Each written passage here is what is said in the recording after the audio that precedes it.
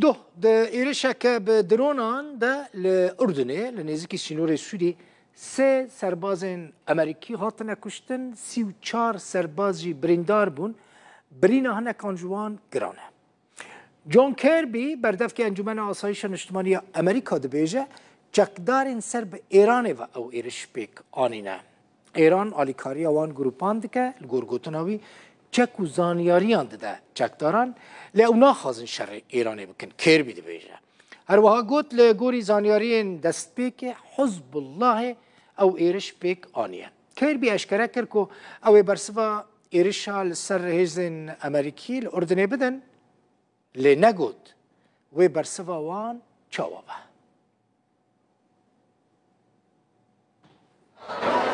دیگر ما پروپاگاندین هلبجارتین امریکای ده جو بایدن لبر ازمونک مزنه. سه سربازین والاتی وی لأردن هاتنا کشتنو 34 دنجی بریندارن. بایدن دی بیجه لجوهو دما هلبجارتی ده و برسوی بدن.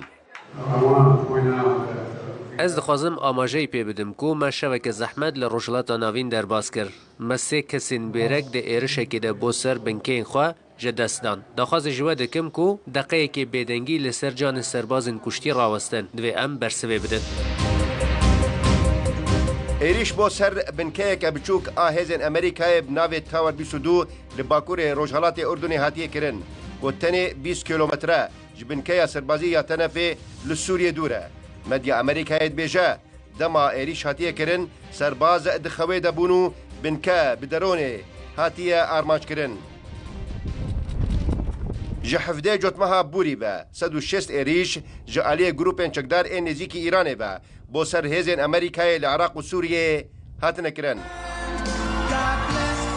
لناف امریکای کسین گونه لسر دسالاتینا شوریوان توجه پرانیاوان دخواز دکن راست راست ایران بی ارماج کرن.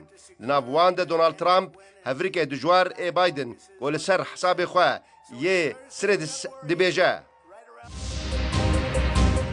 3 سال بری نها ایران لاواز بو بی پره بو به تواهی دجیر کنترول ده بو جبر و سیاست من آگوشاره هری زیده.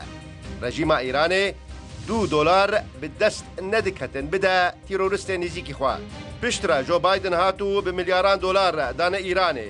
رژیم او پره بو چکرنا گولا خوینه و کمکوژیان لروجهالاتا ناوین بکار آنه. و ایریشه پروپاگاندین نیکی هیلی هفریکا ترامپ بو بربجربونا کماریان یا سروکاتی امریکای لکارولاینا باشور گرم و گرتر کرد. هیلی رخنا لبایدن کرد جبر و سیاستا لبرانبر ایران دمشینه. He's done nothing. He's got to put the sanctions. مسیح قهرمانج دستان از وی راستی جوره دبیجم تویج دستان سه کسان هجمارک جی بریندار بونه. افجی پشتی 106 ایریشان بو سر مرو جنین ما درزین ارتشه ده. هجمارک پرسیار هیج بیبر 7